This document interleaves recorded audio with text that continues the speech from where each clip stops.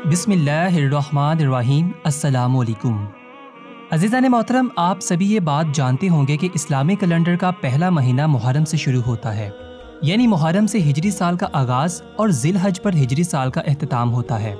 अब यहाँ पर यह सवाल पैदा होता है कि हिजरी साल का आगाज़ कैसे हुआ, जबकि इस्लाम के इब्तदाई दौर में मुसलमानों में तारीख का रवाज बिल्कुल भी नहीं पाया जाता था।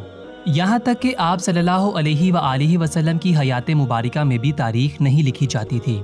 यहाँ पर यह बात काबिल गौर है कि जो इस्लामिक महीनों के नाम अब हम सुनते हैं, यानी मुहर्रम, सफ़र, रबीउल अव्वल, रबीउल सानी और बाकी तमाम नाम, ये नाम भी इस्लाम से तकरीबन 200 साल पहले रखे गए थे।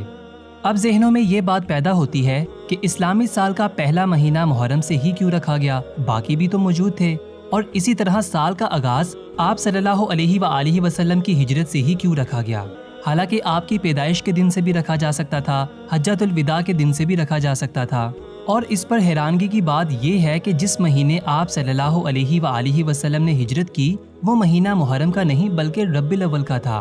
तो अमूमी तौर पर जब आपकी हिजरत से साल का आगाज़ हुआ, इसी महीने को साल का पहला महीना भी होना चाहिए था, यानी रबीउल अव्वल को, लेकिन ऐसा नहीं हुआ।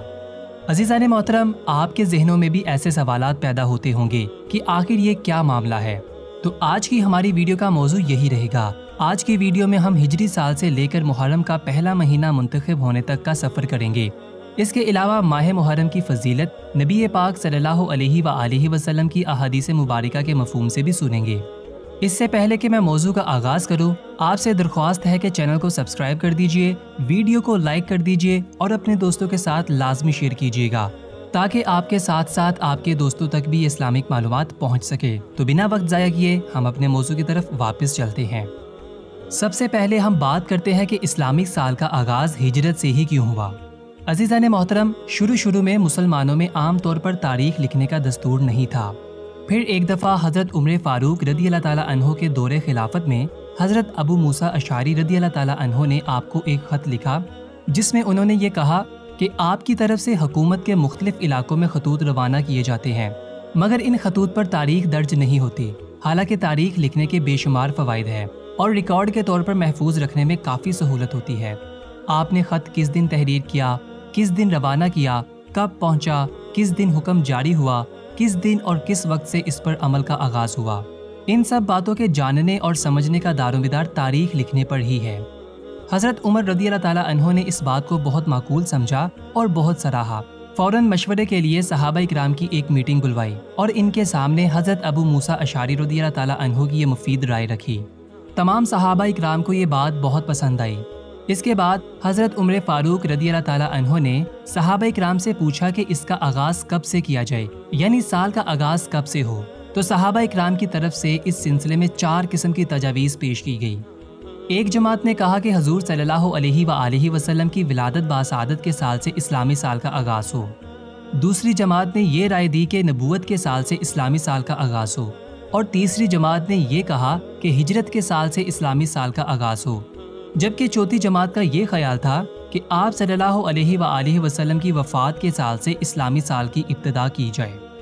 अब ये 4 किस्म की तजावीज़ हज़रत उमर फ़ारूक रदी अल्लाह ताला अन्हो के सामने पेश की गई। इन तजावीज़ में किसी एक को मुंतखब और इसको हतमी शक्ल देने के लिए सहाबा इकराम के दरमियान बहस व मुबासा हुआ।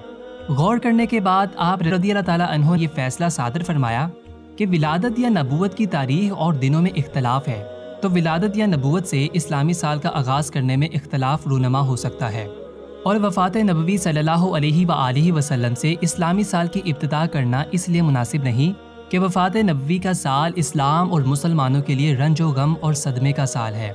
इसलिए हिजरत से इस्लामी साल का आगाज़ करना ज़्यादा मुनासिब है, क्योंकि हिजरत ने हक़ और बातिन के दरमियान वाज़ेह इम्तियाज़ पैदा किया। इसी साल से नबी करीम सल्लल्लाहु अलैहि वसल्लम और सहाबा इकराम रदी अल्लाह ताला अन्हो ने अमन व सुकून के साथ बिला खौफ व ख़तरा अल्लाह ताला की इबादत करने लगे, और इसी साल मस्जिद नबवी सल्लल्लाहु अलैहि वसल्लम की बुनियाद रखी गई। हज़रत उमर फ़ारूक रदी अल्लाह ताला अन्हो के बयान करदा इन दलाइल पर तमाम सहाबा इकराम का इस बात पर इत्तफ़ाक़ हो गया कि इस्लामी साल की इब्तिदा हिजरत के साल से की जाए। इसके बाद अगला फ़ैसला ये करना था कि सन हिजरी का आगाज़ किस महीने से हो। इस सिलसिले में भी सहाबा इकराम रदी अल्लाह ताला अन्हो की तरफ से मुख्तलिफ किस्म की तजावीज़ पेश की गई।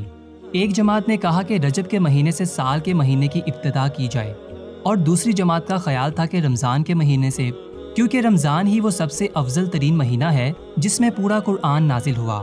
تیسری جماعت کی یہ رائے تھی کہ محرم کے مہینے سے اس کا آغاز ہو، کیونکہ ماہ محرم میں حجاج اکرام حج کر کے واپس آتے ہیں۔ اور چوتھی جماعت نے یہ مشورہ دیا کہ ربیع الاول سے سال کے مہینے کی ابتدا کی جائے، کیونکہ اسی مہینے میں حضور صلی اللہ علیہ وآلہ وسلم نے ہجرت فرمائی۔ ان چار قسم کی تجاویز کو سامنے رکھنے کے بعد حضرت عمر رضی اللہ تعالیٰ عنہ نے باہم مشورے کے بعد محرم الحرام کو ترجیح دی، کیونکہ زمانہ جاہلیت میں بھی عرب میں سال کا پہلا مہینہ محرم کو قرار دیا جاتا تھا، اور مہینوں کے نام یعنی محرم، صفر، ربیع الاول، ربیع ثانی اور جتنے بھی ہم یہ نام سنتے ہیں، یہ سب کلاب بن مرہ کے زمانے میں تقریباً اسلام سے 200 سال پہلے متعین کیے گئے تھے۔ اس لیے صحابہ اکرام نے جب ہجرت کے سال سے سن کی ابتدا کی تو سن کے مہینے کے لیے محرم کے مہینے کا انتخاب کیا، تاکہ نظام سابقہ بھی اپنی اصل حالت پر باقی رہے اور نظام میں بھی کوئی گڑبڑی نہ آئے۔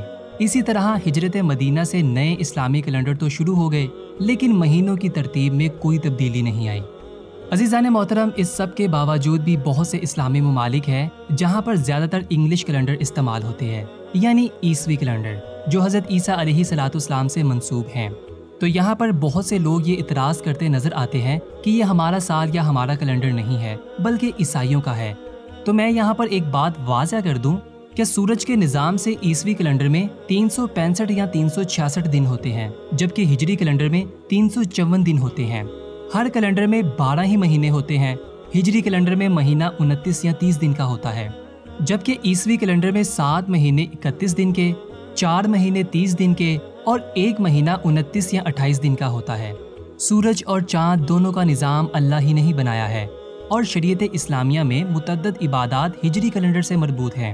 دونوں کیلنڈرز میں 10 یا 11 روز کا فرق ہونے کی وجہ سے بعض مخصوص عبادات کا وقت ایک موسم سے دوسرے موسم میں تبدیل ہوتا رہتا ہے۔ یہ موسموں کی تبدیلی بھی اللہ تعالیٰ کی نشانی ہے۔ ہمیں اس پر غور کرنا چاہیے کہ موسم کیسے تبدیل ہوتے ہیں، اور دوسروں کو بھی اس پر غور کرنے کی دعوت دینی چاہیے۔ ظاہر ہے کہ یہ صرف اور صرف اللہ کا حکم ہے جس نے موسم بنائے، اور ہر موسم میں موسم کے اعتبار سے متعدد چیزیں بنائیں، جیسا کہ اللہ تعالیٰ نے قرآن مجید میں فرمایا، آسمانوں اور زمین کی تخلیق میں اور رات اور دن کے باری باری آنے جانے میں ان عقل والوں کے لیے بڑی نشانیاں ہیں جو اٹھتے بیٹھتے اور لیٹتے ہوئے ہر حال میں اللہ کو یاد کرتے ہیں، اور آسمانوں اور زمین کی تخلیق پر غور کرتے ہیں، اور انہیں دیکھ کر بول اٹھتے ہیں کہ اے ہمارے پروردگار، آپ نے یہ سب کچھ بے مقصد پیدا نہیں کیا، آپ ایسے فضول کام سے پاک ہیں، بس دوزخ کے عذاب سے بچا لیجئے۔ عزیزان محترم، یہاں تک تو بات ختم ہوتی ہے کہ اسلامی کیلنڈر کس طرح سے وجود میں آیا، اور اب ہم بات کرتے ہیں ماہ محرم کی فضیلت کی، اور ایک مختصر سی احادیث کا مفہوم سنتے ہیں۔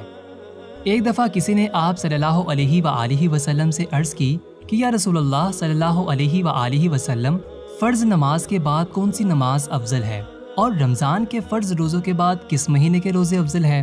تو حضور صلی اللہ علیہ وآلہ وسلم نے ارشاد فرمایا کہ فرض نمازوں کے بعد سب سے افضل نماز نماز تہجد ہے، اور رمضان کے بعد افضل روزے محرم کے روزے ہیں۔ عزیزان محترم، مجھے امید ہے کہ اب آپ نے جان لیا ہوگا کہ کس طرح سے اسلامی کیلنڈر وجود میں آیا۔ اللہ پاک سے دعا ہے کہ اللہ پاک ہمیں اسلام کو سمجھنے کی اور اس پر عمل کرنے کی توفیق عطا فرمائے۔ بندے کو اجازت دیجیے، اللہ نگہبان، بامید دیدار۔